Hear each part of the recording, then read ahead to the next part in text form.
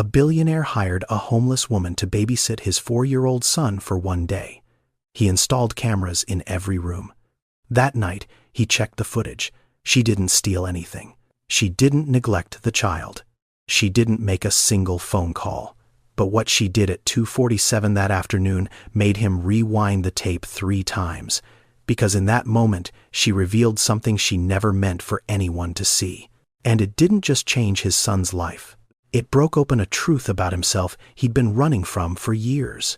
41-year-old Darnell Whitfield had built everything a man could build. CEO of Whitfield Capital Holdings, a commercial real estate empire worth $8.7 billion, headquartered in the heart of Atlanta, 37 floors of glass and steel bearing his name, a penthouse on the 47th floor of a building he owned outright, with a view that stretched from Midtown to Stone Mountain on a clear day. His desk was hand-carved walnut. His suits were custom-tailored in Milan. His watch alone cost more than most families earned in 2 years. But there was only one photograph on that desk. Just one. A woman with deep brown eyes and a smile that made the whole room feel warmer. Amara, his wife, dead 2 years now, pancreatic cancer, diagnosed in March, gone by September, 6 months. That was all the universe gave him to prepare for the rest of his life without her. Darnell came from nothing. Bankhead, Southwest Atlanta. The kind of neighborhood where ambition either saved you or buried you. His father left before he could walk. His mother, Lorraine Whitfield, raised him alone on a housekeeper's wages and a philosophy forged in survival. You don't need anyone, Darnell. Self-reliance is everything. People will let you down. Money won't. He'd carried those words like armor for 41 years, built his empire brick by brick with them, never asked for help, never leaned on anyone, never trusted a soul he hadn't vetted, verified, and contractually bound. And then Amara died. And the armor cracked, not visibly, not to the investors or the board members or the journalists who profiled him in Forbes. To them, Darnell Whitfield was granite, unshakable.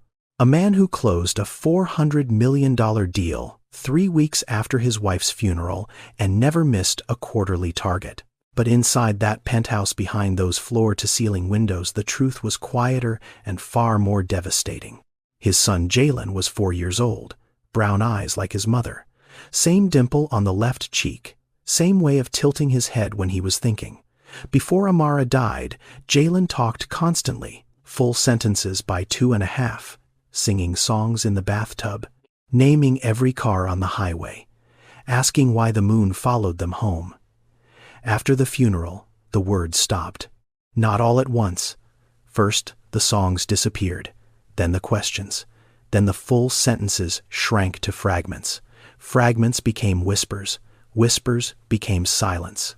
By the time 6 months had passed, Jalen barely spoke at all. His pediatrician called it selective mutism, linked to grief trauma. His therapist said it was the brain's way of protecting itself from pain too large for a 4-year-old to carry. Darnell understood the diagnosis. He did not understand how to fix it.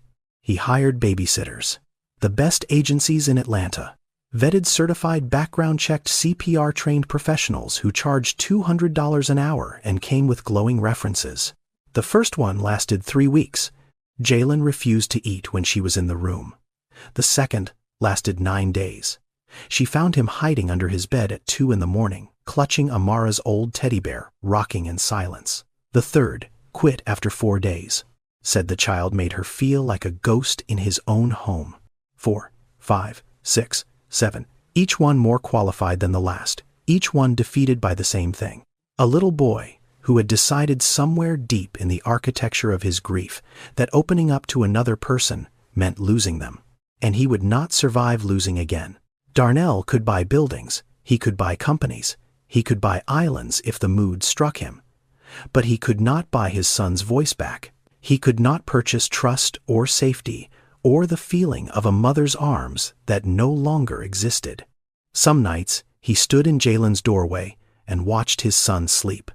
The boy curled around that teddy bear like it was the last solid thing in his world. Amara's bear, still faintly carrying her perfume if you held it close enough. Darnell would stand there wanting to cross the room, wanting to lie down beside his son and hold him until the silence broke. But something stopped him every time. Some wall he didn't know how to climb. He had built an empire out of steel and numbers. But he could not build a bridge 3 footsteps long to reach his own child. The 7th babysitter quit on a Sunday evening. Left a voicemail because she didn't have the courage to say it to his face. "I'm sorry, Mr. Whitfield, but your son doesn't need a babysitter. He needs his mother. And I can't be that. Nobody can." Darnell played the message twice. Then he sat in his penthouse surrounded by art worth millions and silence worth nothing, and for the first time since Amara's death he felt the full weight of a truth he'd been outrunning. He was losing his son. Not to illness, not to accident, but to the slow, invisible erosion of a child who had forgotten how to feel safe in the world. And all the money on earth could not stop it. Monday morning arrived like a verdict. Darnell had exactly 1 day he could not afford to miss. The board of Whitfield Capital Holdings was meeting at 9 sharp to finalize the acquisition of a $1.2 billion mixed-use development in Midtown. 18 months of negotiation. 3 competing bids eliminated. Regulatory approvals secured. This was the deal that would cement his legacy, the crown jewel of a portfolio that already stretched across 14 states. His presence was not optional. His CFO had made that abundantly clear in 4 separate emails and 2 increasingly urgent phone calls over the weekend. But the 7th babysitter was gone. And Jalen could not be alone. Darnell called Premier Nannies of Atlanta at 6:45 in the morning. The line rang 3 times before a woman answered, her voice carrying the careful politeness of someone about to deliver bad news. "Mr. Whitfield, I'm going to be honest with you. 7 caregivers in 7 months. That's a file no agency wants to touch. I can't send another person into that situation without more information. Without a behavioral assessment, without a transition plan." He tried 2 more agencies. Same answer, different words, same wall. His mother, Lorraine, was in Detroit visiting her sister, a 4-hour flight at best. Even if she left immediately, she wouldn't land until noon. Too late, far too late. At 7:02, with the clock grinding toward a meeting he could not miss and a child he could not leave, Darnell made one last call. Dr. Tanya Webb, Jalen's pediatrician. Not for a medical appointment, for help, for an answer, for anything. Dr. Webb picked up on the second ring. She listened without interrupting. Then she said something Darnell had never heard from any of the specialists, therapists, or childcare professionals he'd consulted over the past 7 months. Darnell, selective mutism in bereaved children isn't a choice. It's not defiance. It's not stubbornness. It's the brain's emergency shutdown. When a child loses their primary attachment figure, especially before age 5, the nervous system goes into a protective mode. Speech requires vulnerability. It requires trust that the world is safe enough to put your voice into. Jalen's brain has decided the world is not safe, so it locked the door. She paused. And here's what none of those agencies understand. Jalen doesn't need the most qualified person. He needs the safest person. Someone who won't push, someone who won't perform, someone whose presence feels like permission, not pressure. Sometimes, Darnell, that person comes from the last place you'd expect. He thanked her, hung up, sat in the silence of his kitchen where Amara used to sing while she cooked, where Jalen used to dance on the tile floor in his socks. Now the kitchen was spotless. Professional cleaners twice a week, every surface gleaming, and completely unbearably empty. He looked through the doorway into the playroom. Jalen sat cross-legged on the hardwood floor, Amara's teddy bear locked in his arms, his eyes open but focused on nothing. No sound, no movement. Just a 4-year-old boy holding on to the only thing that still smelled like the person who made the world make sense. Darnell grabbed his keys. Whatever he was about to do, he had to do it now. 7:15 in the morning, Darnell pulled his black Maybach into a gas station on the corner of Donald Lee Hollowell Parkway, 3 blocks from where he grew up. Bankhead. The neighborhood that raised him before money rewrote his address. He hadn't stopped here in years, maybe longer. The kind of place his driver usually bypassed without a second thought on the way to the airport. But today, he was driving himself. Jalen sat in the back seat, strapped into a car seat that cost $600 and looked like it belonged in a spacecraft. The boy stared out the window, silent, hands resting on the teddy bear in his lap. Not crying, not fussing, just absent. Like a passenger on a train who'd stopped caring about the destination. Darnell went inside for coffee. Black. No sugar. The kind of coffee you drink not because you enjoy it, but because you need your hands to stop shaking. When he stepped back outside, he saw her. She was sitting on the concrete steps beside the entrance. A woman, maybe early 30s, lean frame not from fitness, but from the kind of hunger that files down a body over months. Her clothes were worn but clean, deliberately clean.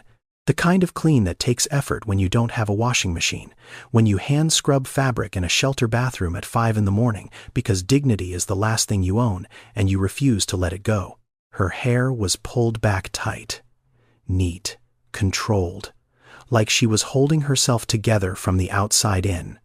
But it was the book that stopped him. She was reading, not a phone, not a magazine someone left on a bus, an actual book, paperback, dog-eared pages, cracked spine from rereading. The cover was faded, but Darnell could still make out the title. The Whole Brain Child by Daniel Siegel. He knew that book. Dr. Webb had recommended it months ago. It was sitting unread on his nightstand, still in the Amazon packaging, buried under merger documents and earnings reports. And here was a woman with no home, no job, no visible possessions beyond a backpack and a plastic bag sitting on a gas station. Step at 7:15 in the morning, reading a book about childhood neuroscience. Reading it like it mattered. Like the words inside were food, and she was starving for them. Something snagged in Darnell's chest. A thread he couldn't name, pulling at something he couldn't see. He stopped walking, coffee in hand, 3 feet from his car, and did something entirely out of character for a man who had spent 41 years keeping strangers at arm's length. Good book. She looked up. No startle, no performance. Just steady brown eyes, meeting his, with the kind of calm that comes from having already survived the worst thing you can imagine. Depends. You got kids. I do. A son, 4 years old. She studied him for a half second. Then her gaze drifted past his shoulder through the tinted rear window of the Maybach and landed on Jalen. She looked at the boy for maybe 3 seconds, 4 at most. Her expression didn't change, but something shifted in her eyes. A recognition, the kind that doesn't come from textbooks. That boy is sad, she said quietly. Not a question, a statement, delivered with the certainty of someone who recognized sorrow because she carried her own. Darnell felt the words land in his ribs like a fist, because she was right. Every specialist had used softer language, processing, adjusting, working through stages. Every babysitter had smiled and said he'll come around, just give it time. But nobody not once in 7 months had looked at Jalen and simply named the truth that was sitting right there on the surface of that child's face. That boy is sad. 3 words. And they cut through every layer of money and protocol and professional distance like a blade through paper. Darnell stood on the asphalt coffee, going cold in his hand, staring at a homeless woman who had just done in 3 seconds what 7 certified caregivers had failed to do in 7 months. She had seen his son, not assessed him, not diagnosed him, seen him, and something in Darnell, something he thought Amara had taken with her when she died, flickered back to life. He sat in the Maybach for 90 seconds, engine idling, hands on the steering wheel, brain at war with itself. The logical side, the side his mother had built, the side that closed billion-dollar deals and never made a move without a contingency plan, that side was screaming. She's a stranger. She's homeless. You know nothing about her. No background check. No references. No license. No credentials. This is reckless. This is irresponsible. This is everything you taught yourself never to do. But the other side, Amara's side, the side that believed in things you couldn't quantify on a spreadsheet. That side whispered something quieter. She saw him, Darnell. She looked at your son for 3 seconds and saw what you've been too afraid to name for 7 months. What does that tell you? He checked the rearview mirror. Jalen sat motionless, bare in his lap, eyes on nothing. Darnell opened the door, walked back to the concrete steps where the woman was still reading. She didn't look up until his shadow crossed the page. I need someone to watch my son today. Just today. One day. I'll pay $500. She closed the book slowly, looked at him like he'd spoken in a language she was still translating. I don't have ID on me. I sleep at the shelter on Jefferson Street. I know, Darnell said. And I have security cameras in every room of my home, every corner. You'll be monitored the entire time. But my son won't know that. To him, you're just someone who came to visit. Silence hung between them like a held breath. Why me? She asked. You don't know me. Because you saw something in my son that 7 trained professionals missed. Because you're sitting on a gas station step reading a book about how children's brains work. And because I'm out of options and out of time, and my gut is telling me something my head can't explain. Keisha Monroe studied his face. No gratitude, no eagerness, no desperation, just measurement. Like she was weighing him the same way he was weighing her. Then she said something that made Darnell's breath catch. I'll do it. On one condition. If your son doesn't want me there, I leave. No argument. No second chances. Children know who's safe and who isn't. You let him decide. Not you. Not me. Him. His mother's voice erupted in his skull like a siren. Never trust a stranger, Darnell. Especially someone who has nothing to lose. People without stakes are the most dangerous people alive. But beneath that voice, quieter, warmer, steady as a heartbeat, came another, Amara. On her last night, machines beeping, hand in his. Eyes barely open, but locked on his like she was memorizing him for wherever she was going. Don't let Jalen forget how to love Darnell. Promise me. Don't let him turn into a fortress. He's just a little boy. He needs softness. He needs trust. Promise me. He'd promised. He'd broken that promise every single day for 2 years. Darnell looked at Keisha Monroe. Homeless, credentialless, unknown. Holding a dog-eared book about children's brains like it was scripture. Deal, he said. And the word felt like stepping off a cliff with no parachute and trusting the wind to carry him. The elevator opened directly into the penthouse. Keisha stepped out and stopped. Her sneakers met marble so polished she could see her own reflection staring back at her from the floor. The ceiling stretched up 14 feet. Floor-to-ceiling windows framed the Atlanta skyline like a painting nobody had bothered to hang. The living room alone was bigger than the entire shelter she'd slept in last night. Bigger than the apartment she'd lost. Bigger than any space she'd occupied in 3 years. Darnell moved quickly. Tour guide efficient. Kitchen's through there. Fridge is stocked. Help yourself to anything. Playroom is down the hall on the left. Jalen's bedroom is the second door. Bathroom across from it, he pointed. He listed. He rattled off information like a man who was already late because he was. Jalen sat on the playroom floor, cross-legged, teddy bear in his arms. He didn't look up when they entered. Didn't flinch. Didn't acknowledge that a stranger had just walked into his world. He simply existed in his corner, like a small island surrounded by an ocean of hardwood and silence. Darnell knelt down. Hey buddy, this is Miss Keisha. She's going to hang out with you today while Daddy goes to work. Okay, nothing. Not a blink. Not a nod. Just the bear held tighter. Darnell looked at Keisha. She saw it in his eyes. The apology. The shame. The quiet terror of a father who didn't know how to reach his own son. He'll be fine, Keisha said. Go. Darnell hesitated for one more second. Then he left. The front door clicked shut. The elevator hummed. And then it was just Keisha and a 4-year-old boy in a penthouse that cost more than she would earn in 10 lifetimes. She didn't walk toward him. She didn't crouch down and introduce herself with a bright voice and a big smile the way every babysitter before her probably had. She didn't pull out a toy or suggest a game or ask him what he wanted to do. She did none of that.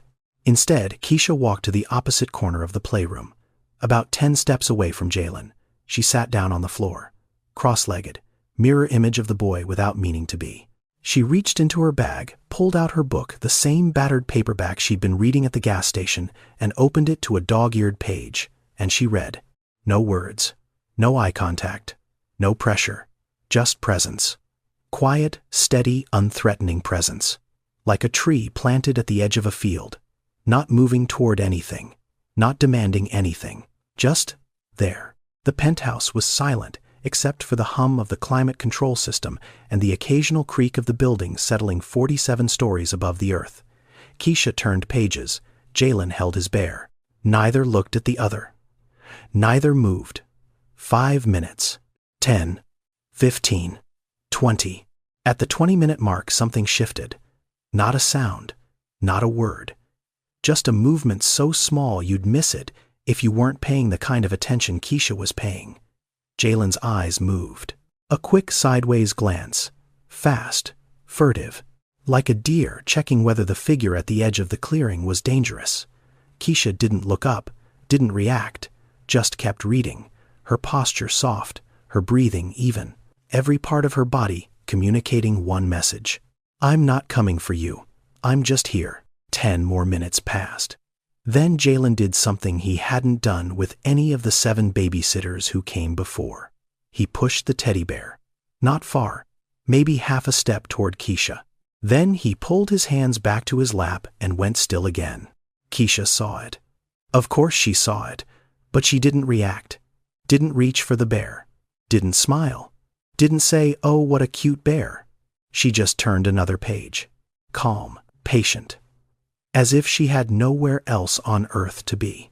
And for the first time in 3 years, that was almost true. 5 more minutes. Jalen pushed the bear again. 1 more step closer, then retreated to his spot, testing, measuring, gauging whether this stranger was going to lunge at the opening or respect the distance. Keisha kept reading. And behind the curtain of her book, hidden from the boy's careful eyes, Keisha Monroe smiled. Small, private. The kind of smile that comes from recognizing a pattern you know by heart, because she understood exactly what was happening. This child was testing her the same way she was being tested. 2 trials running on the same clock. A boy deciding whether a stranger was safe, and a man deciding whether a stranger was trustworthy. Same question. Different cameras. And between them, on the polished hardwood floor, a worn teddy bear sat in the middle of the room, like a bridge that was only half built, waiting for someone patient enough to let the other side come to them. 10:30 in the morning. Conference Room B on the 29th floor of the Whitfield Capitol Building in Midtown Atlanta. 12 people around a mahogany table. CFO Roland Drake walking through a projection of revenue forecasts. Legal counsel outlining contingency clauses. The $1.2 billion Midtown acquisition, 18 months in the making, entering its final phase. Darnell sat at the head of the table. Custom suit, titanium pen. The posture of a man in complete control. But under the table his phone was already open. The Nanny Cam app glowed on the screen. 4 feeds, 4 camera angles, living room, playroom, kitchen, hallway. Tiny squares of footage streaming in real time from 47 floors above the city. He glanced down. Playroom camera. Keisha sat on the floor, reading. Jalen sat in his corner. Bear in his lap. Neither had moved. Darnell frowned. She's not doing anything. No interaction. No engagement. No toys. No conversation. She's just sitting there reading a book on my floor. What kind of babysitting is this? His thumb hovered over his phone. Part of him wanted to call. To tell her to try harder. To do something. Engage the child. Isn't that what he was paying $500 for? But then he paused. He thought about babysitter number 1. Jennifer. Agency certified. Glowing reviews. She'd arrived with a bag full of activities and a schedule planned to the minute. Jalen hid under his bed within 20 minutes. Babysitter number 3. Diana. Child psychology minor. She'd tried to coax Jalen into conversation with puppets and flashcards. He'd stared through her like she was made of glass. Number 5. Andre. Male energy, the agency had suggested. Maybe the boy needs a different presence. Jalen wouldn't come out of his room for 6 hours. Every single one of them had pushed, engaged, tried, and every single one of them had been met with a wall that only grew higher with each attempt. Keisha was the first person who chose not to push at all. Darnell stared at the screen, and slowly something rearranged itself inside his understanding. She wasn't doing nothing. She was doing the hardest thing. She was waiting. 11:15. Kitchen camera. Keisha stood up, walked to the kitchen, opened the refrigerator. Darnell's eyes locked on the feed. His chest tightened.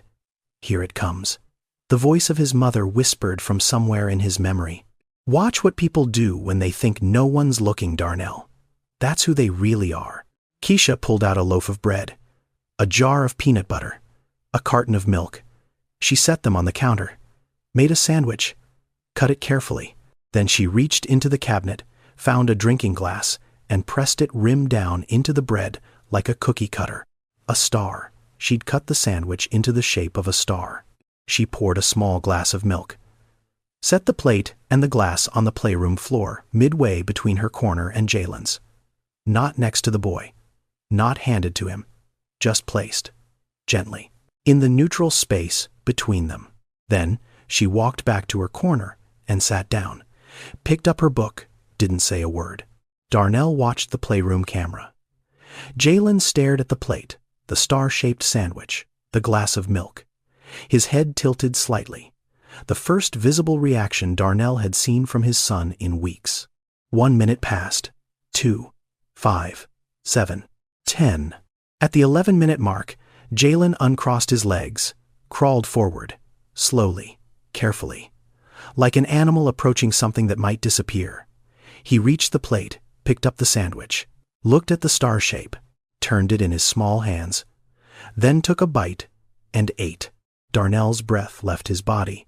His shoulders dropped 3 inches, his hand pressed flat against the conference table. The CFO was mid-sentence about tax incentive structures. The lawyers were debating liability thresholds.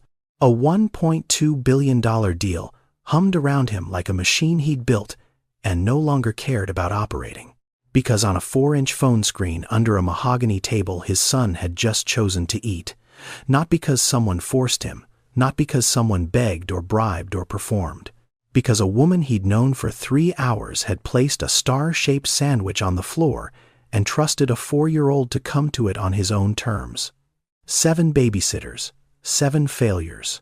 Exposed in 11 minutes by a homeless woman with a jar of peanut butter and the patience to wait. Darnell locked his phone, looked up at the room full of executives, nodded as if he'd been listening. But inside something had shifted. The deal was worth $1.2 billion. The sandwich was worth more. 12:30 in the afternoon. Kitchen camera. Keisha moved through the kitchen like someone who'd spent years feeding people. Efficient, deliberate, no wasted motion. She opened the refrigerator and took inventory the way a nurse might check a supply closet. Grilled chicken from a meal prep container. Rice in a glass bowl. Broccoli. Carrots. She heated the chicken and the rice. Steamed the broccoli until it was soft but not mushy. Then she took a knife and cut the chicken into pieces no larger than the tip of her thumb. Small enough for a 4-year-old to chew without risk. Precise, practiced. The kind of cuts that don't come from reading a parenting blog. They come from doing it 1,000 times before. She set the plate in front of Jalen's spot on the playroom floor. Same ritual as before. No announcement. No come eat, sweetie. Just placement. Quiet offering. Then she sat across from him with nothing but a glass of water. Jalen ate. Slowly, carefully. 1 piece of chicken at a time. Then a spoonful of rice. Then a broccoli floret he inspected for 4 full seconds before biting into it. It was the most food Darnell had seen his son eat voluntarily in months. Keisha sat across from him, water in her hand. Nothing else. She didn't eat. Darnell noticed it at first, like background noise. She's probably not hungry. She probably ate before she came. Then the thought sharpened. She came from a gas station step in Bankhead at 7:15 in the morning. Where exactly would she have eaten? 1:05 in the afternoon. Jalen was back in the playroom with his bear and a set of wooden blocks he'd pulled from a shelf.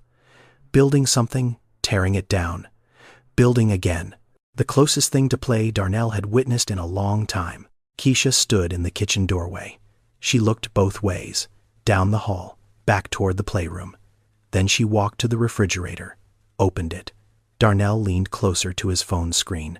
The shelves were full. Leftovers, fresh fruit, deli meats, yogurt, cheese, containers of soup, a fully stocked refrigerator in a billionaire's penthouse. Enough food to feed a family for a week.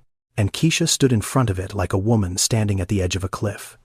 She reached in, then stopped. Her hand hung in the air for 2 seconds. 3, 4. Then she pulled it back, closed the door, turned around, pressed her palm flat against her stomach, and Darnell saw it. The slight tremor in her fingers, the way her jaw tightened, the almost invisible press of her hand against her midsection, the universal gesture of a body reminding its owner that it needed fuel. She was hungry, visibly physically hungry, standing in front of a refrigerator full of food that no one was watching, no one was counting. No one would have noticed if she'd taken a piece of chicken, a slice of bread, an apple, anything. The camera was running, but she didn't know he was watching. She didn't know anyone would ever review this footage. As far as Keisha Monroe knew, she was completely alone with a sleeping child and a refrigerator that could have fed her for the first time in who knows how long, and she chose not to take. Darnell set his phone down on the conference table. His hand was shaking, not with anger, not with suspicion, with something he couldn't name, something that felt like the opposite of everything his mother had taught him. Lorraine Whitfield's voice crawled through his mind like smoke. The ones with nothing are the most dangerous, Darnell. They'll take whatever isn't nailed down and come back for the nails. But the woman on the screen hadn't taken a thing. She had served a child she didn't know, cooked food she wouldn't eat, stood before abundance she couldn't access in her normal life, and walked away from it with trembling hands and an empty stomach. Not because someone was watching, but because that's who she was when no one was. And somewhere in the basement of his certainty, a crack appeared in a wall Darnell had spent 41 years building. 2:30 in the afternoon. Living room camera. Jalen was asleep on the sofa, his small body curled into the cushions, teddy bear locked under one arm, breathing slow and even. The kind of sleep that only comes when a child's nervous system has decided even briefly that the world is safe enough to let go. Keisha stood over him. She pulled a throw blanket from the back of the couch and draped it over his body, carefully, the way you cover something precious. She tucked the edges around his shoulders, checked that his face was clear, that his breathing was unobstructed. Then she placed her hand on his forehead, just for a moment, checking for warmth, the instinct of someone who'd done this before, not for a job, for love. She stepped back, looked at him for a long moment, then turned and walked to the bathroom, closed the door behind her. Camera angle switched.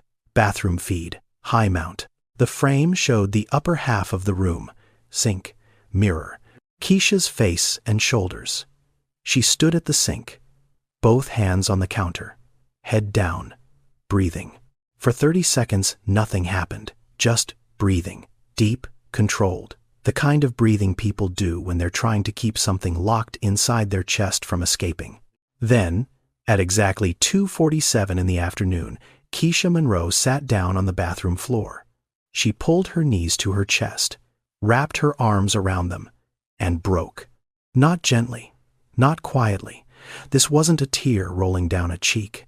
This was the kind of crying that comes from the deepest floor of a person, the sub-basement, where grief stores everything you've refused to feel for months, maybe years. Her shoulders shook. Her hands clamped over her mouth to muffle the sound. Every muscle in her body contracted around a pain she would not let escape that room. She cried like a woman who hadn't allowed herself to cry in front of anyone in a very long time. Like a woman who had been holding the sky up with broken arms and finally found 4 walls where she could set it down. Even if only for a moment. Darnell watched from his office. Alone now. Door closed. Meeting adjourned. The footage played on his laptop screen. He watched her shoulders heave, watched her hands press harder against her mouth, watched her rock slightly on the tile floor like a child self-soothing in the dark. Then she stopped. She went still, wiped her face with the back of her hands, stood up, turned on the faucet, splashed cold water on her cheeks, looked at herself in the mirror, and Darnell saw her lips move, barely. A whisper meant for no one but the woman in the glass. "Not today. He needs you. Get up." 5 words, 5 syllables of survival compressed into a single breath. The mantra of someone who had been through something so heavy that getting through one day required a spoken command to her own body.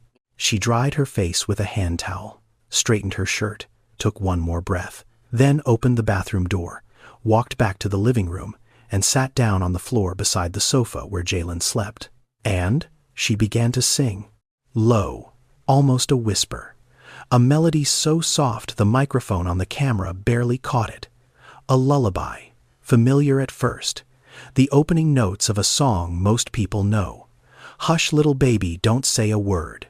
But then the lyrics shifted, changed, became something different, something personal, words that didn't belong to the original, a version rewritten by a mother's hand. For a specific child, with specific love. Darnell heard it, and his blood went cold. He knew that melody. He knew those words. Not the standard version, the changed version, the private version, the one Amara had written herself sitting in a rocking chair in Jalen's nursery 3 years ago. The one she'd hummed every night, even in the hospital, even when the morphine made her forget where she was. The one nobody else in the world had ever heard, because Amara had never written it down, had never recorded it, had never sung it for anyone, except Jalen. And now, a stranger was singing it on his living room floor. Darnell hit rewind, played it again, leaned closer. Every word, every note, the same cadence, the same places where Amara would pause and hum instead of sing. The same improvised ending she'd added the week before she died. He played it a third time, hands flat on the desk, heart slamming against his ribs like something trying to escape a cage. It wasn't possible. It wasn't logical. It wasn't anything his brain could process through the frameworks of deals and data and risk assessment that had governed his entire life. But there it was. On a screen, in a bathroom, at 2:47 in the afternoon. A homeless woman who had cried alone on his bathroom floor commanded herself to keep going and then sat beside his sleeping son and sang his dead wife's lullaby, word for word, note for note, like a prayer passed between 2 women who had never met. And Darnell Whitfield, who had spent 41 years trusting nothing he couldn't verify, felt something inside him surrender to a truth he could not explain.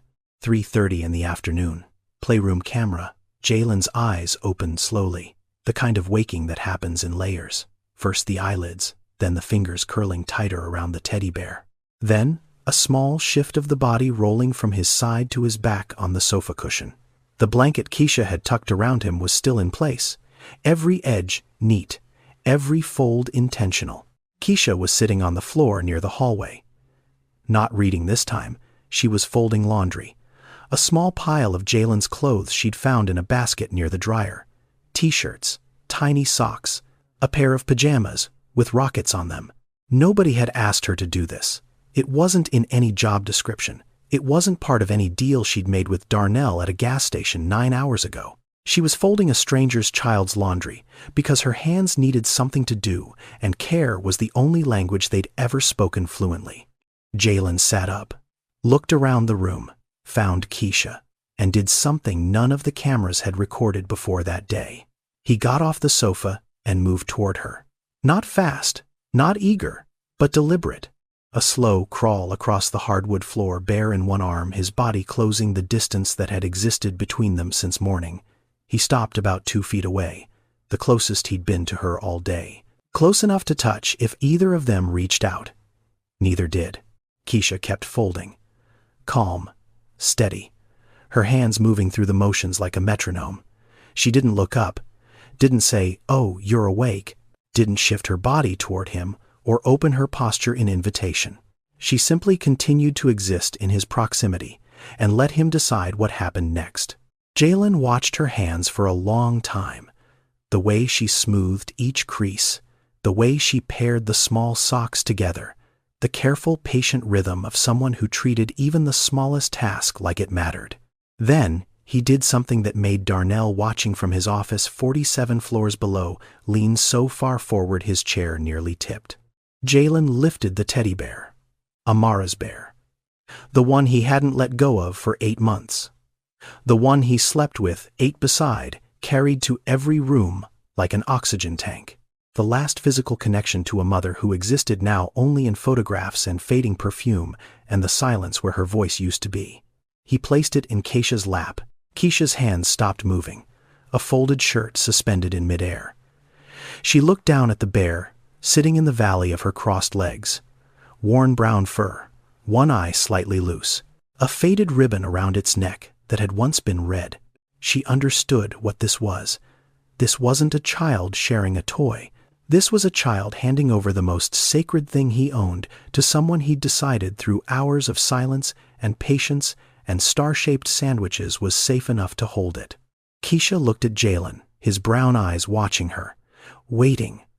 "Thank you," she said softly. "That's all. 2 words, no performance, no exaggerated reaction. Just acknowledgement, just respect for the weight of what he'd just done." Jalen opened his mouth, and Darnell's hand gripped the edge of his desk. "Mama," 1 word, spoken like a stone dropped into still water, quiet, heavy, rippling outward in every direction. The first word Jalen had spoken in 8 months. But he wasn't looking at Keisha when he said it. He was looking at the bear.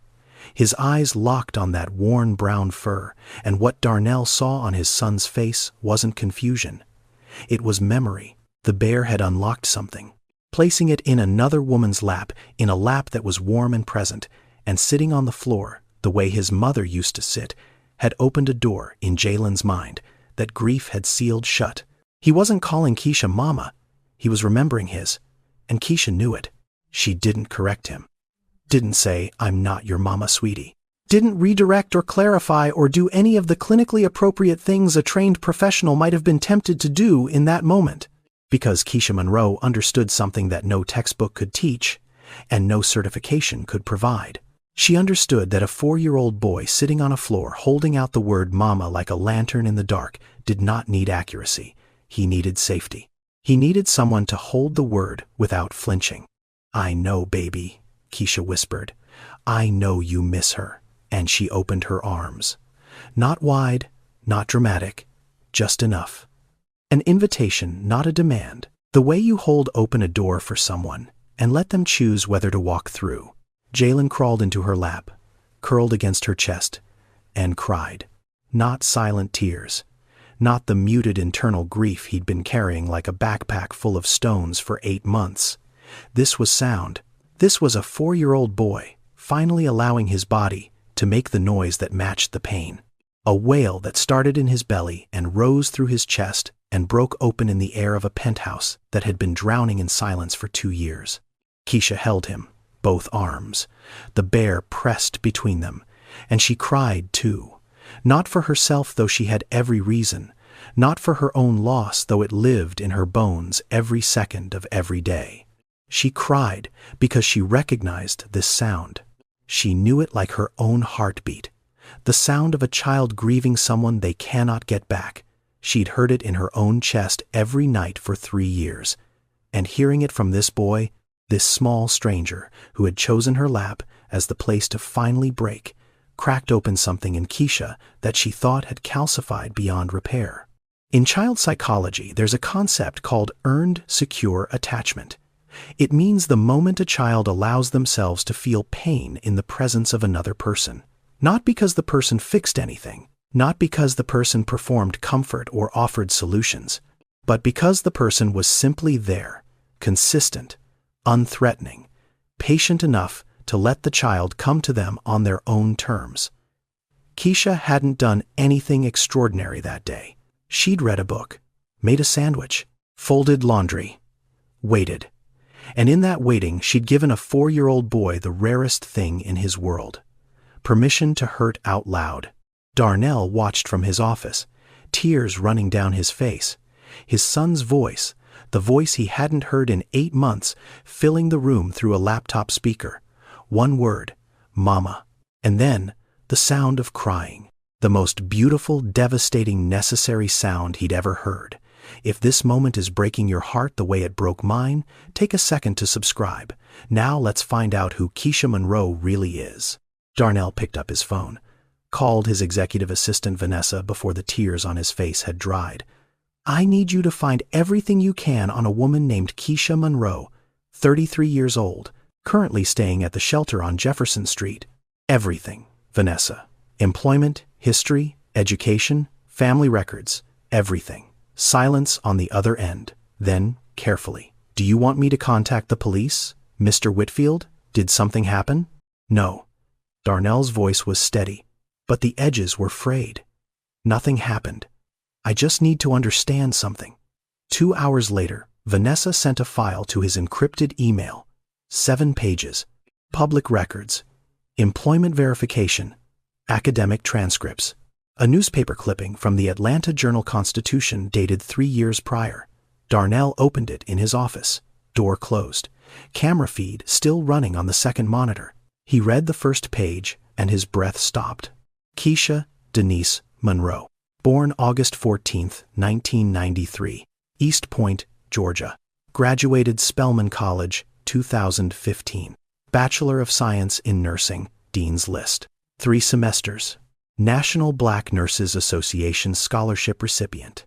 Employed at Grady Memorial Hospital, Atlanta. Pediatric Nursing Unit. 6 years. Performance evaluations consistently rated exceptional. Specialized in trauma-informed care for children with developmental and emotional needs. Certified in pediatric advanced life support. Trained in play therapy and nonverbal communication techniques for children experiencing selective mutism. Darnell read that last line twice. She wasn't guessing. She wasn't improvising. She wasn't a random woman on a gas station step who happened to be kind to children. She was a trained pediatric nurse who had spent 6 years caring for kids exactly like Jalen. Every choice she'd made today, the distance, the silence, the parallel presence, the food placed without pressure, every single thing had been deliberate, professional, rooted in years of experience with children who had lost the ability to trust. He turned the page, and the air left the room. A newspaper clipping. Small. 2 paragraphs.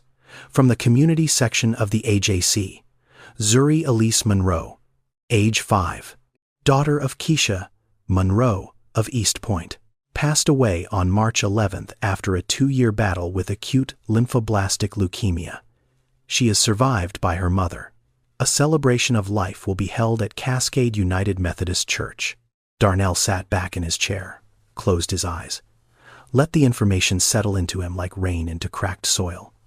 3 years ago, Keisha Monroe had lost her daughter, 5 years old, the same age Jalen would be in 11 months. Leukemia, 2 years of hospitals and treatments, and hope held together with tape and prayer, and then gone. The pages after that told the rest.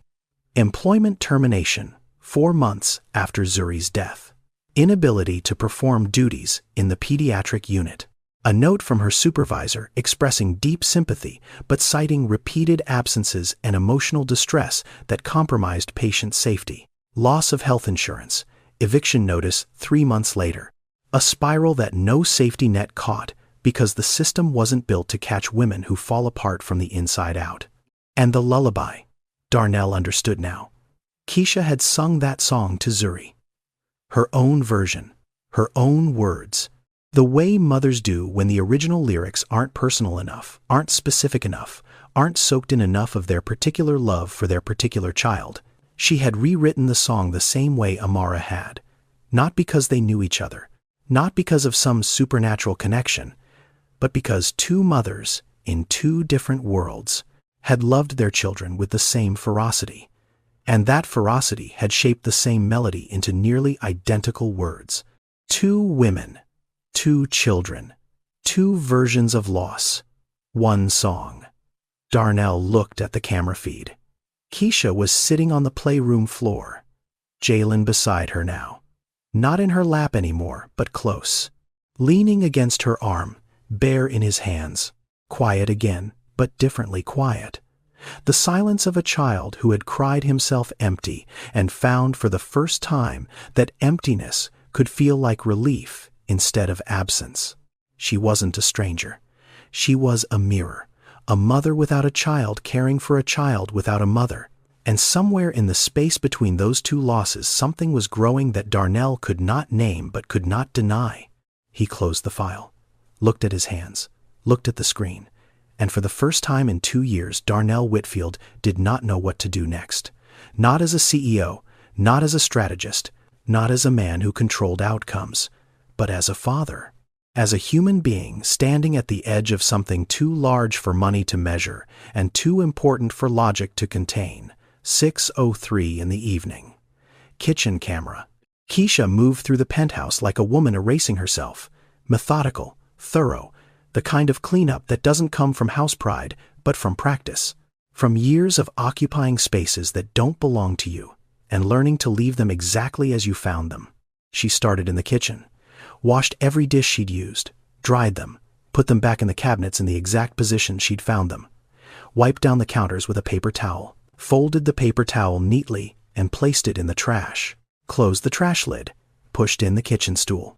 She moved to the living room, refolded the throw blanket and draped it over the back of the sofa at the precise angle it had been that morning, straightened the couch cushions, picked up the wooden blocks Jalen had played with, and returned them to the shelf in the playroom, arranged by size the way they'd been before she arrived. Then she found the teddy bear. Jalen had set it down on the floor near the spot where she'd been sitting all day. The spot that now, even though she'd moved, still seemed to pull the boy closer. She picked up the bear gently, held it against her chest for a moment, breathed in, then placed it back on the playroom floor in the exact spot where Jalen always kept it, right side up, ribbon straightened. She was removing every trace of herself, every fingerprint of her presence, not because she was hiding something, but because this was what she knew. Shelters, temporary beds, spaces that belong to other people. You use them carefully, and you leave them clean, and you don't assume you'll be invited back. That was the unwritten rule of a life lived on borrowed ground. But then she stopped. Camera angle. Kitchen counter. Keisha sat down on the stool she'd just pushed in, reached into her bag, the same backpack she'd carried from the gas station. She pulled out a piece of paper, wrinkled, torn from a notebook, and a pen. A single ballpoint pen with a chewed cap, the kind you pick up from a bank counter or a doctor's office lobby. She began to write.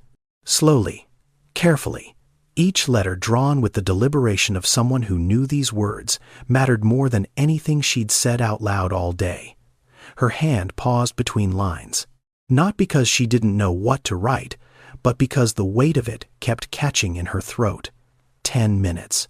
The camera recorded every second, her lips moving silently as she wrote, testing the words before committing them to paper. When she finished, she folded the letter twice, walked to the playroom, placed it beside the teddy bear, rested her hand on the bear's head for one beat, then pulled away. Jalen sat near the television. The screen played a cartoon he wasn't really watching, but he'd positioned himself on the floor right next to the spot where Keisha had spent most of the day. Her absence from that spot hadn't erased the gravity of it. He orbited the place she'd been like a planet that had found its sun and didn't yet know it had moved. Keisha stood in the hallway near the elevator. She looked back at the penthouse one final time. The marble floors, the 14-foot windows, the skyline burning orange in the early evening light. A home worth more than she would earn in 100 lifetimes. A home that for 8 hours had felt impossibly like somewhere she belonged. She took one breath, held it, let it go. Then she spoke. Soft, barely audible, meant for no one alive in that room. Thank you, Zuri. Mama can still do this. Mama can still love. The elevator doors opened. She stepped inside. The doors closed behind her, and Keisha Monroe disappeared from the 47th floor like smoke through a window crack.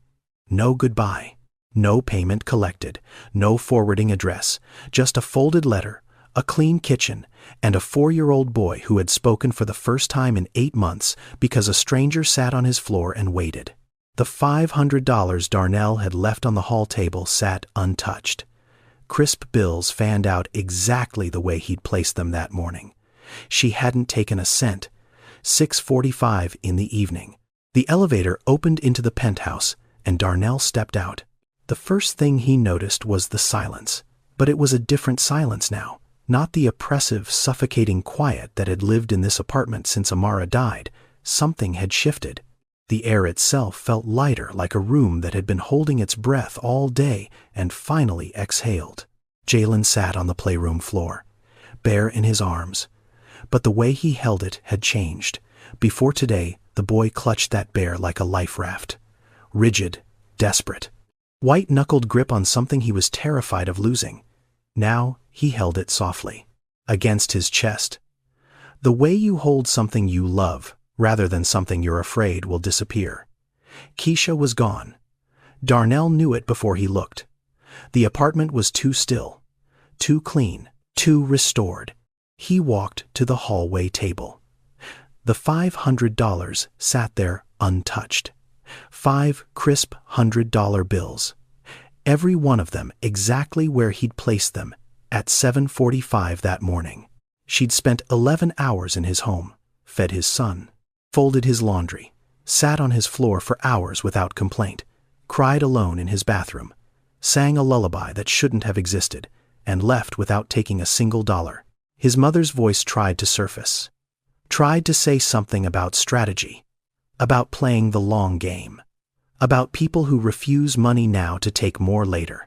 But the voice was thin, weak, a candle flame in a windstorm. Darnell saw the letter. It sat beside the teddy bear on the playroom floor.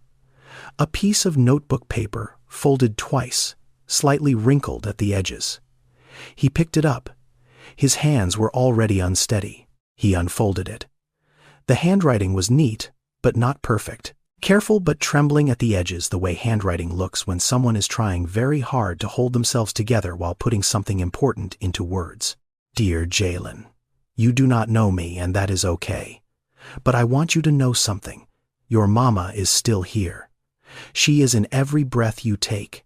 She is in every tear you cry. She is in that bear she gave you, in the way it smells, if you hold it close enough, in the way it feels against your cheek when you sleep. I know what it is like to miss someone so much your body forgets how to work. My little girl Zuri left me 3 years ago. She was 5. She had eyes like yours. She used to hold her stuffed bunny the same way you hold that bear. Some days I still forget how to breathe. Some mornings I wake up and reach for her before I remember she is gone. But today, sitting with you, I remembered something I had been trying so hard to forget. Love does not leave. It just changes shape. It becomes the air you cannot see but always breathe. It becomes the warmth you feel when no one is holding you. It becomes the voice in your head that says you are going to be okay, even when everything says you are not. Your mama did not leave you, baby. She could never leave you. She just moved from the outside to the inside, and she is in there, right behind your heartbeat, waiting for you to be ready to hear her again. Be brave, little one.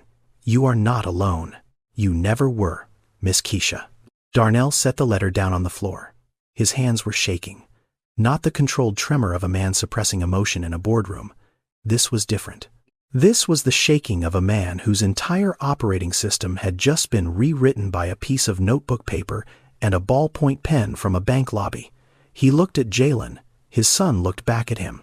Brown eyes. Amara's eyes. Clear, present, not empty. Not absent. Here. Darnell did something he had not done once in the 2 years since his wife died. He sat down on the floor. Not on the couch. Not in the armchair. Not at the kitchen counter with his phone and his emails and his deals.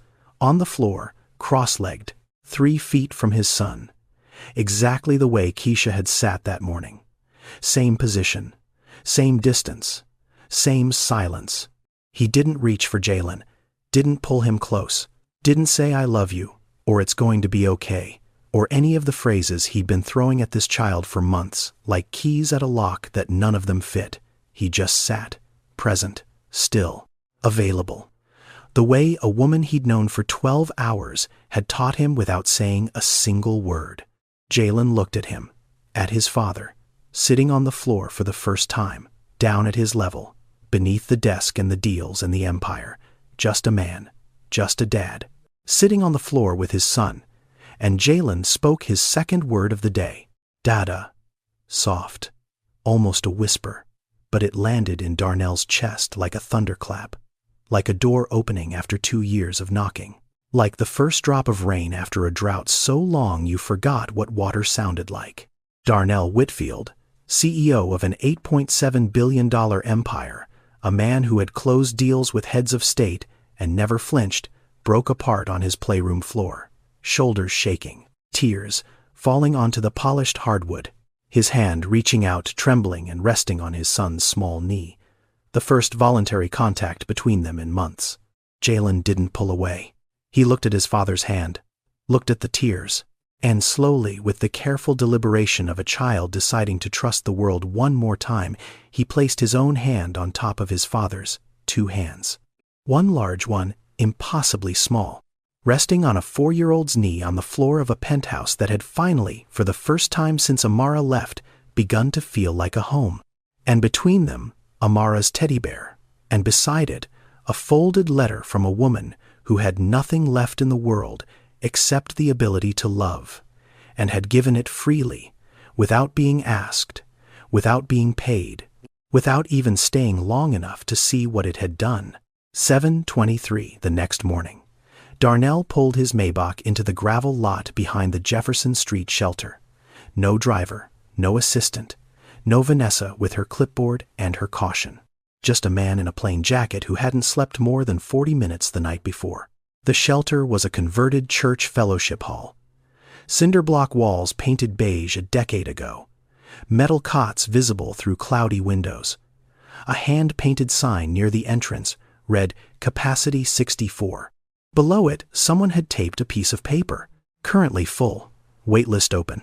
Keisha sat on the front steps. Same backpack. Same posture. Same book in her hands. The whole brainchild. Its spine cracked deeper than yesterday. Pages soft from being turned too many times by hands that had nothing else to hold. She looked up when his shadow crossed the concrete. And the first thing out of her mouth wasn't hello. I didn't take the money, she said. Her voice was steady, but her eyes were already building walls. I want you to know that. I didn't come to your home for money. I came because you asked, and your son needed someone, and I could help. That's all. I know, Darnell said. He sat down on the step beside her, not across from her, not standing above her, beside her. On concrete that was cold and cracked, and nothing like the marble in his penthouse. I'm not here about the money. Then why are you here? Because of the letter. Keisha went still. Her fingers tightened on the book's cover. Darnell reached into his jacket and pulled out the folded piece of notebook paper, held it between them the way he'd held the $500 the morning before. But this time the gesture meant something entirely different. You wrote that love doesn't leave, that it just changes shape. He paused. I need to know how you know that. Not from a book, not from a theory. How do you know that? Silence.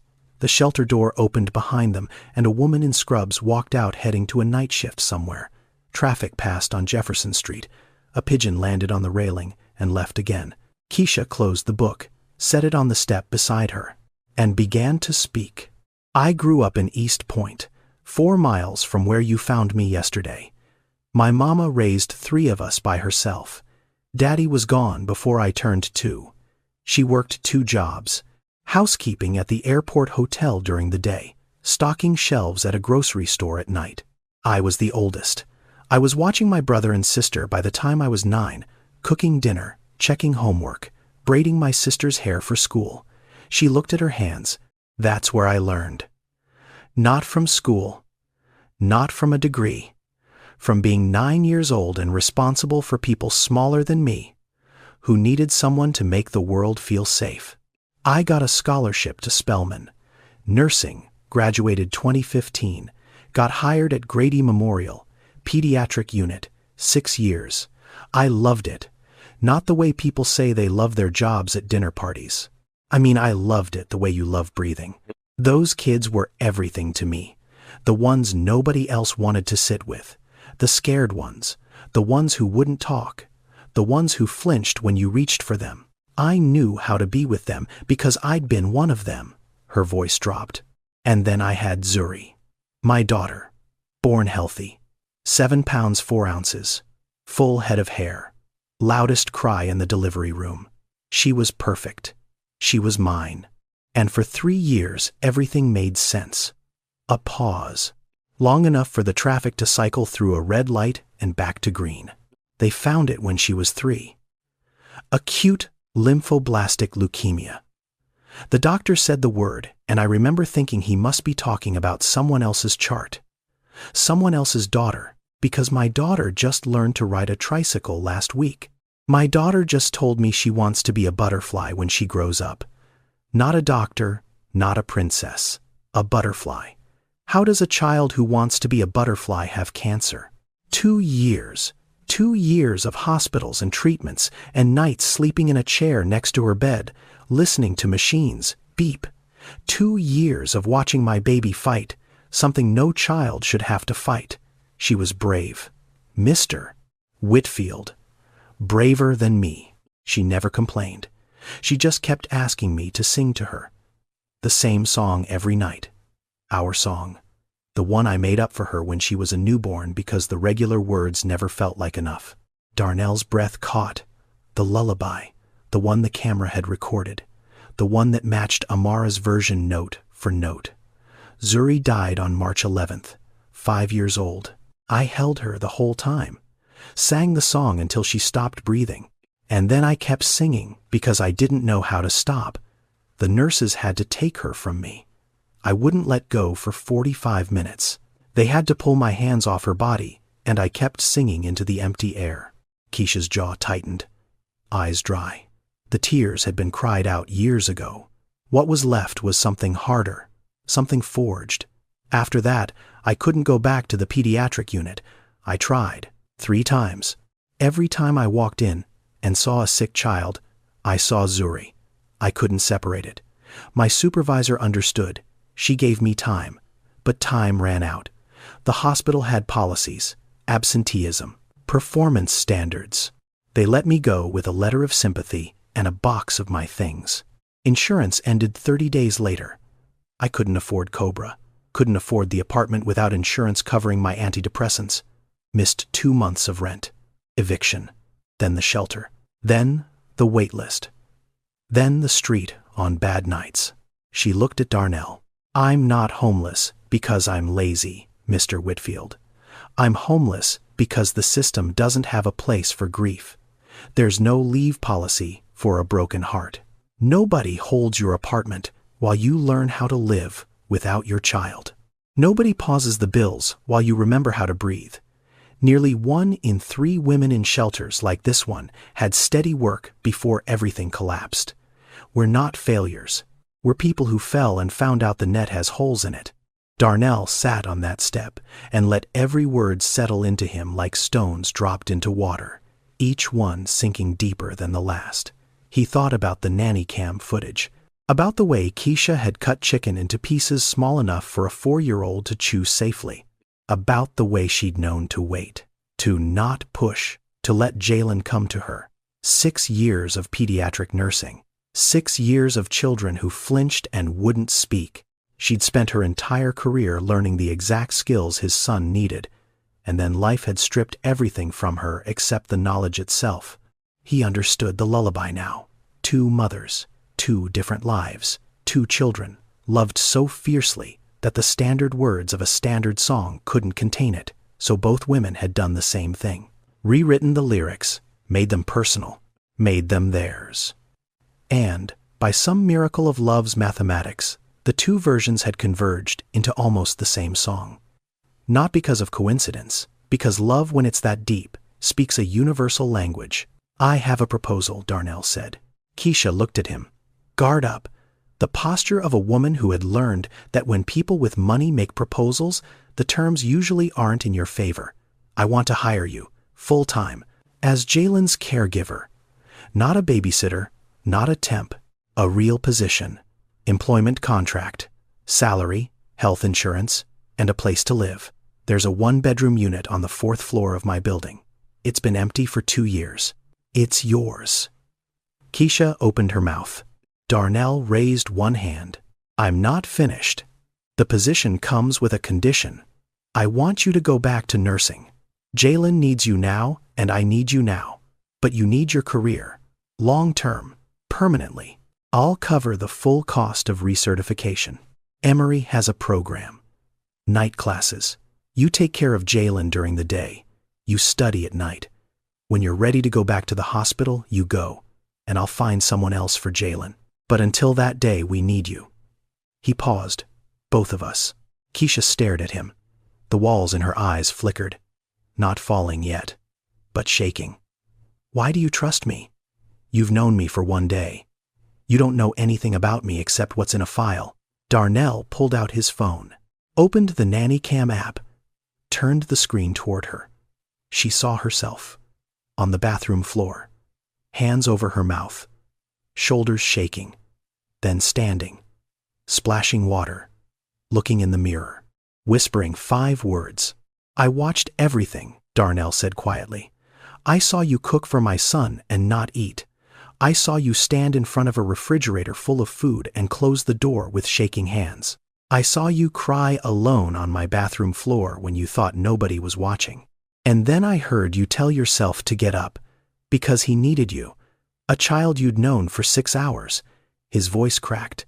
"And then I watched you sing my wife's lullaby to my son, the song nobody else in the world was supposed to know, and you sang it like you'd written it yourself, because in a way you had, for a different child, in a different life, but the same love." He set the phone down. "My mother taught me never to trust strangers. She said people with nothing to lose are the most dangerous people alive, and I believed her for 41 years. But my wife taught me something different. Amara said that sometimes grace shows up in disguise, that miracles don't look the way you expect, that the person who saves you might be the last person you'd choose." He looked at Keisha. "Yesterday, I chose to believe my mother. I put cameras everywhere. I treated you like a suspect. I watched every move you made and waited for you to prove her right." His jaw tightened. "You proved her wrong. Every single hour. Every single frame. You proved her wrong with a star-shaped sandwich and a closed refrigerator and a lullaby. And today, I'm choosing to believe Amara." Keisha's face changed. Not dramatically, not a collapse, just a slow dissolution of something she'd been holding rigid for 3 years. The walls in her eyes trembled once more, then cracked, then fell. She cried. Not silently, not behind closed doors, not with her hands clamped over her mouth to keep the sound inside. She cried in front of another human being, on a shelter step, in broad daylight, with traffic passing and pigeons landing, and the world doing absolutely nothing to mark the significance of this moment. It was the first time Keisha Monroe had cried in front of anyone since the night she held Zuri's body and wouldn't let go. 3 years of solitary grief, 3 years of bathroom floors and bitten pillows and silent breakdowns in places no one could see. And now, sitting on concrete next to a man she'd met 24 hours ago, she let someone else witness her pain. Darnell didn't touch her, didn't put his arm around her, didn't say it's going to be okay. He sat beside her and let her cry the way she had let Jalen cry, present, still, unhurried. The way someone sits with pain they respect too much to rush. When the tears slowed, Keisha wiped her face with the back of her hand, looked at him, red-eyed, raw, stripped of every defense. Darnell extended his hand, palm open. Keisha looked at it. A hand that signed contracts worth hundreds of millions. A hand that built an empire from a neighborhood 4 miles from where they sat. A hand that was offering not charity but partnership. Not rescue but a road. She took it. Her grip was trembling but firm. The handshake of a woman who had been drowning for 3 years and just felt something solid beneath her feet.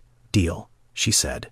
And on a cracked concrete step in front of a shelter on Jefferson Street, 2 people who had both lost everything that mattered made an agreement that would change both of their lives. Not with a contract, not with lawyers, with a handshake and a word and the terrifying, impossible decision to trust. Month 1. Keisha moved into Unit 412. A one-bedroom on the 4th floor of the same building where Darnell's penthouse occupied the top. Clean, simple, laminate counters. Builder-grade carpet. A window that faced east catching the morning sun. It wasn't luxury, it was stability. And for a woman who'd slept on a metal cot for 11 months, stability felt like a cathedral. She started with Jalen 5 days a week. Same approach as the first day. Quiet presence, patience, no pushing. The playroom floor became their territory. Keisha with her book, Jalen with his bear. The distance between them shrinking a little more each day. Week 2. Jalen said water when he was thirsty, pointed at his cup, then looked at Keisha and spoke the word like he was testing whether the air would accept it. She filled the cup without fanfare. No celebration, no clapping. Just a glass of water handed to a boy who had asked for it with his voice. Week 3. More please. 2 words, strung together.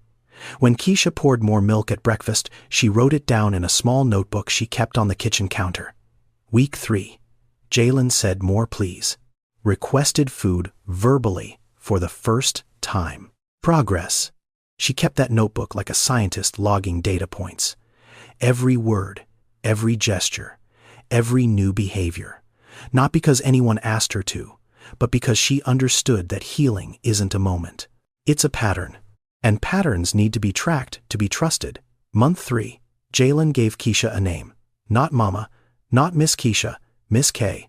He said it on a Tuesday morning, standing in the playroom doorway, bare under one arm, looking at her with those brown eyes that were starting to hold something other than absence. Miss K. Pancakes. 3 words. A name. A request. A sentence. Keisha stood at the stove with her back to him so he wouldn't see the tears running down her face. Pancakes coming right up, she said, voice steady, hands not. She didn't correct him, didn't insist on her full name. Miss K was enough, more than enough. It was a child, choosing to call someone something personal, something that belonged just to them, and that was worth more than any title she'd ever held. Month 5. Keisha enrolled in the recertification program at Emory University School of Nursing. 3 nights a week, 6 to 10. She'd spend the day with Jalen, take him to his speech therapy sessions on Tuesdays and Thursdays, then hand him off to Darnell at 5:30, change clothes, eat a granola bar in the car, and drive 45 minutes to campus. She slept 4 hours a night, sometimes 3. But there was something in her eyes that Darnell noticed during those months. A brightness.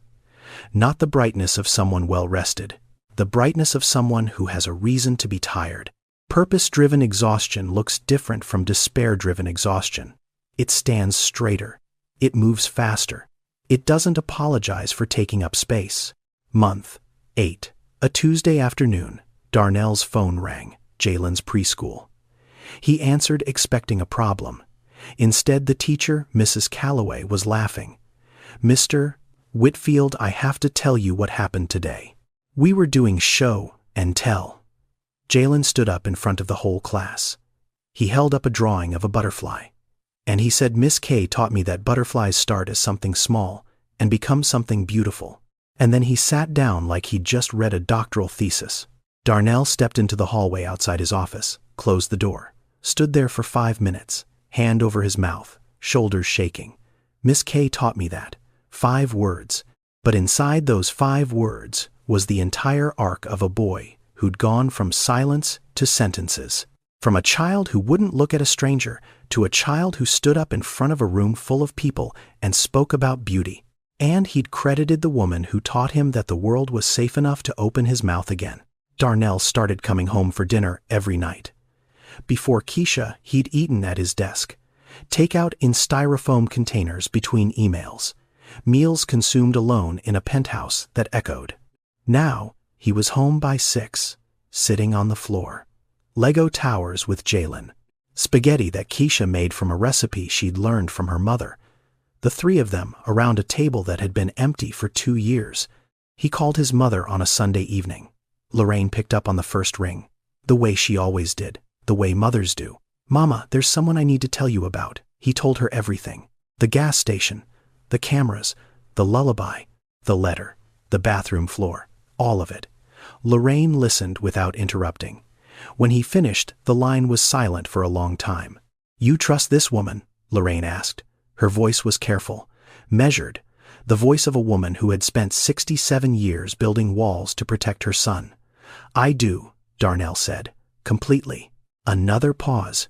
Then, softer than he'd heard her speak in decades, "If you trust her, I'll try." Lorraine flew to Atlanta 2 weeks later.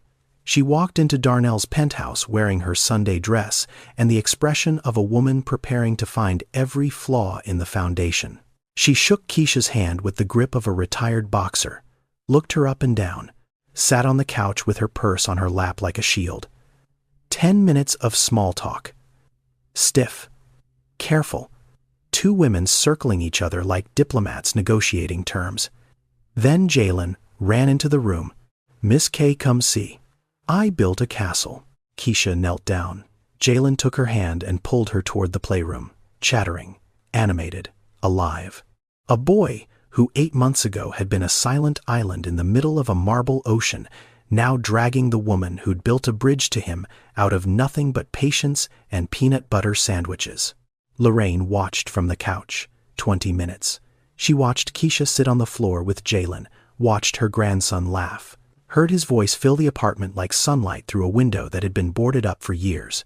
At the 30-minute mark, Lorraine Whitfield set her purse on the floor, walked to the playroom doorway, and looked at Keisha with eyes that were full. "You remind me of me," she said quietly, her voice breaking at the edges like ice in spring. "Single mother, lost everything, kept going anyway. I spent 40 years telling my son not to trust people like us because I was afraid of what would happen if the world let him down the way it let me down." She wiped her eyes. "I'm sorry I doubted you. I'm sorry it took me this long." Keisha looked up at her. 2 women. Different generations. Same scars. Same survival instinct. Same love made harder by the weight of carrying it alone. "You were protecting your son," Keisha said. "That's never something to apologize for." Lorraine nodded, sat down on the playroom floor, next to Keisha, next to Jalen, on the floor. The same floor that had become the common ground where broken people learned to trust each other again. And for the first time in his life, Darnell watched his mother sit on a floor and play with a child without worrying about who was watching or what it meant or whether the world was about to take it all away. 18 months later, Keisha Monroe walked through the front entrance of Grady Memorial Hospital, Pediatric Wing, 3rd floor. The same hallway she'd walked out of 3.5 years ago carrying a cardboard box of personal items and a grief so heavy it bent her spine. The nurses at the station saw her first, then the charge nurse, then Dr. Patrice Coleman, the attending physician who'd written Keisha's termination letter with tears in her own eyes. One by one they stood. Someone had placed a bouquet of sunflowers on the counter. Zuri's favorite flower, they remembered. Keisha stopped in the doorway, the same doorway, the exact threshold where her old life had ended and her free fall had begun. She looked at the floor, took one breath, then another. The first step across that threshold was muscle memory. The second step was harder. The second step required choosing to walk back into a room full of sick children, knowing exactly what it costs to love someone small and fragile and not guaranteed. She took the second step, and the hallway erupted in applause. 3 weeks later, Darnell stood at a podium in the ballroom of the Four Seasons Atlanta. 200 people, investors, hospital administrators, social workers, city officials, press. He announced the creation of the Zuri Monroe Foundation, named not for himself, not for his company, not for his brand, for a 5-year-old girl who loved butterflies and died in her mother's arms while a lullaby played. The foundation's mission was specific, not broad philanthropy, not vague goodwill, targeted support for women in healthcare professions who had lost their careers due to mental health crises, grief, or caregiving burnout. Emergency housing, recertification scholarships, counseling, job placement, a net built to catch the people the system let fall. And, sitting in the front row, wearing scrubs, because she'd come straight from her shift, was Keisha Monroe, not as a guest, not as a beneficiary, as the foundation's program director. because no one in that room understood the holes in the net better than a woman who'd fallen through every one of them. That night, after the cameras left and the ballroom emptied, Darnell sat alone in his penthouse. Jalen was asleep in his room, door open, nightlight on. The sound of a 5-year-old breathing steadily drifted down the hallway like proof that the world still worked. Darnell opened his laptop, pulled up the Nanny Cam archive, scrolled back. 18 months, found the date, found the timestamp. 2:47 in the afternoon. He pressed play. There she was, Keisha, on the bathroom floor, knees to her chest, hands over her mouth, shoulders shaking with a grief she refused to let anyone hear. A woman who had lost everything sitting in a stranger's bathroom, breaking apart in the only private space she could find, then standing, splashing water, looking in the mirror, and whispering 5 words to her own reflection. Not today. He needs you. Get up. Darnell watched it one more time, then closed the laptop. He had installed those cameras to catch a thief, to confirm his suspicion, to prove that a homeless woman given access to a billionaire's home would take whatever she could and disappear. But what the cameras actually caught was proof of something else entirely. Evidence that goodness exists even when no one is watching, especially when no one is watching. That a woman with nothing can stand in front of abundance and choose restraint. That a stranger can hold a child's grief like it was her own.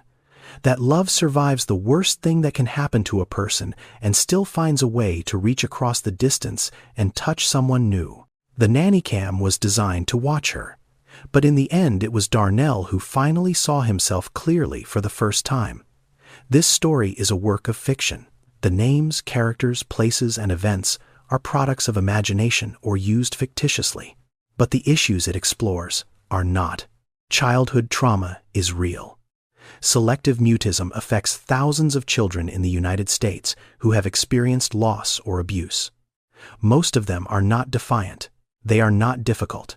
They are protecting themselves from a world that took something they cannot replace. Homelessness among working women is real. According to the National Alliance to End Homelessness, roughly 1 in 3 women currently living in shelters held steady employment before a medical crisis, a mental health emergency, or a caregiving catastrophe pulled the ground out from under them. They are not lazy. They are not broken.